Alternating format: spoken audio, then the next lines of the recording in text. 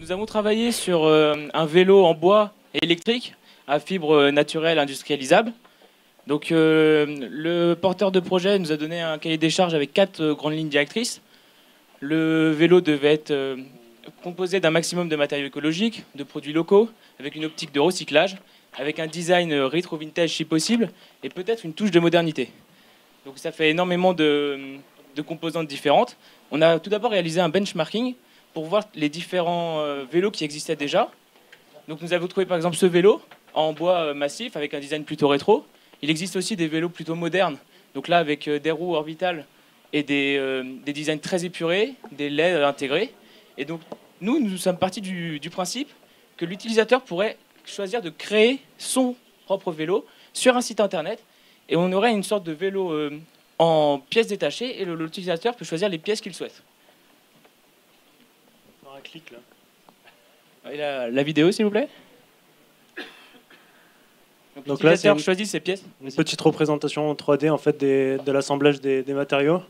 Donc c'est un vélo avec roue orbitale et c'est un système d'assemblage. Donc ça va avoir 2 grands axes. Donc le premier, ça va être l'axe de personnalisation. Donc chacun va pouvoir faire à sa guise son vélo. Donc avoir un vélo unique, avoir un vélo personnalisable. Et la deuxième, c'est surtout dans le côté écologique. Donc de pouvoir changer n'importe quelle pièce facilement et ne pas avoir à changer tout le cadre ou tout le vélo.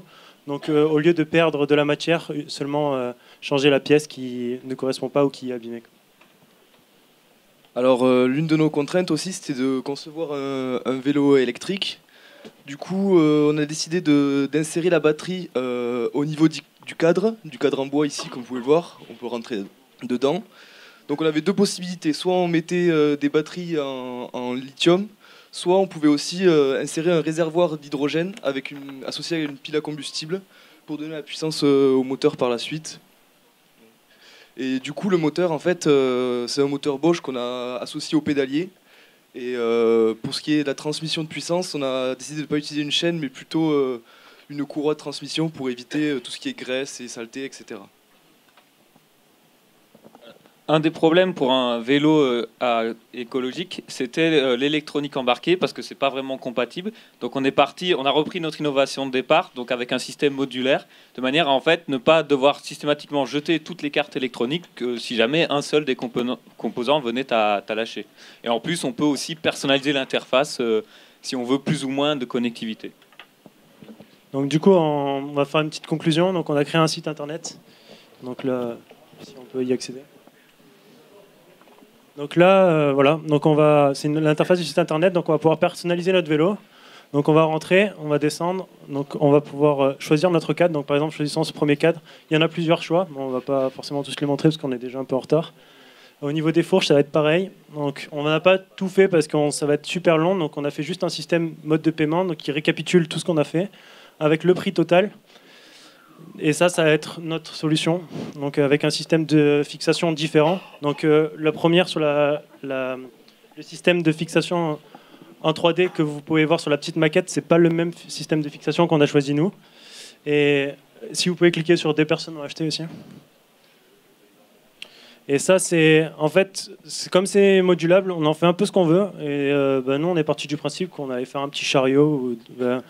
Que ça pouvait servir à n'importe qui avec un design vraiment différent où là on aurait vraiment un coude en bas et ce coude en fait et qu'on peut le retrouver aujourd'hui dans les faux pieds, les pieds dans les athlètes handicapés.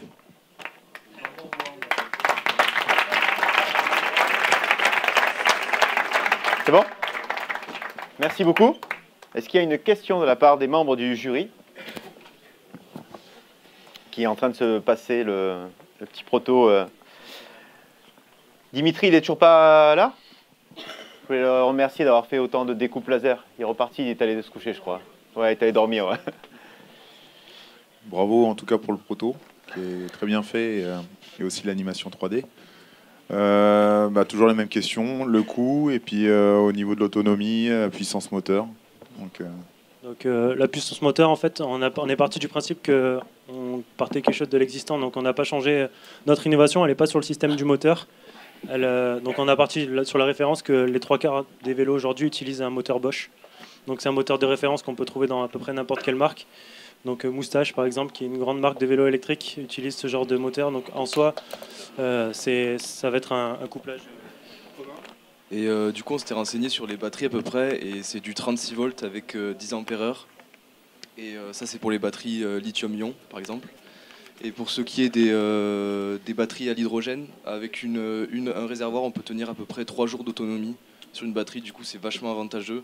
Et comme c'est des réservoirs, en fait, on a juste à changer le réservoir et c'est instantané, on a à nouveau de la batterie, par exemple. Donc voilà, c'est pour ça qu'on a axé la technologie sur ça aussi. Ce qu'il faut savoir, c'est qu'il y a un système d'aération aussi, parce qu'on a inséré notre batterie à l'intérieur de notre cadre. Le problème des batteries, par exemple, des batteries à lithium, c'est que ça va chauffer.